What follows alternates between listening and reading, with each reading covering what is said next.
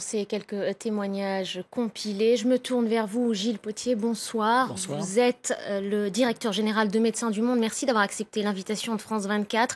Vos équipes sur place, on l'imagine, partagent ce quotidien. On a ces images qui nous parviennent chaque jour, des images insoutenables.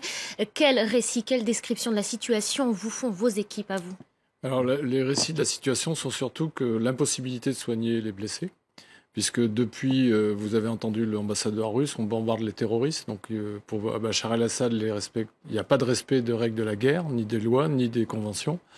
La Et population donc, civile n'est pas épargnée. n'est pas épargnée. On bombarde systématiquement les lieux de soins et on considère que c'est un lieu qui vient en aide aux combattants, même si on soigne que des civils.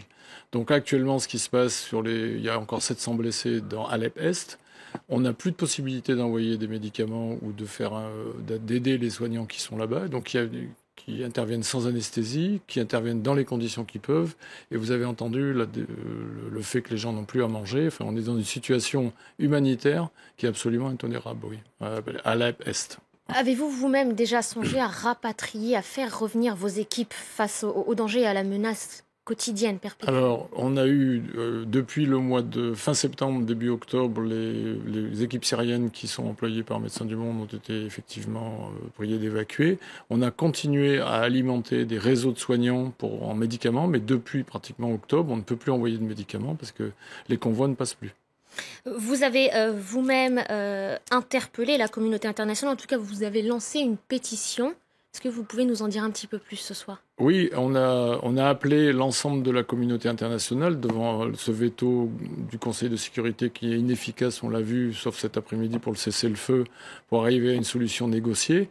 On s'est dit que la meilleure manière d'être actif, c'était de montrer que les populations et l'ensemble des civils étaient en capacité de se mobiliser en faveur de la population d'Alep et des Syriens. Vous avez eu un retour?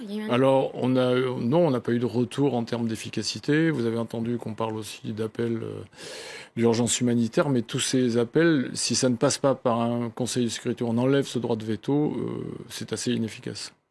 Médecins du Monde est une ONG qui œuvre et qui agit partout, en tout cas surtout sur les terrains de guerre. Est-ce que vous êtes vous-même, vos équipes, vous êtes déjà retrouvés confrontés à une telle situation? On parle aujourd'hui de catastrophe humanitaire en Syrie, à Alep notamment. Alors, on est confronté à une situation humanitaire qui est difficile. Il y a 80 000 personnes qui sont en état de siège.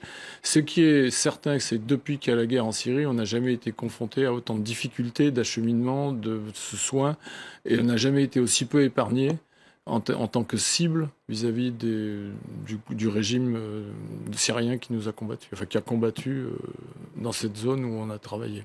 Et justement, alors comment est-ce qu'elles tentent de travailler, vos équipes? Est-ce qu'il y a une façon de se protéger concrètement? Alors, ça a été difficile, puisque la stratégie du régime qui a considéré qu'ils avaient affaire à des terroristes et pas à des combattants, donc sans règles.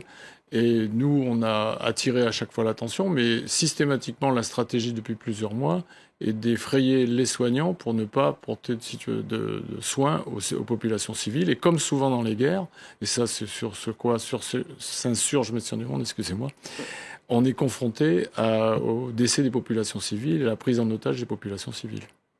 Merci beaucoup. Merci Gilbert Potier. Je rappelle que vous êtes directeur général de Médecins du Monde. Merci d'avoir accepté de témoigner sur France 24. Dans le reste de l'actualité,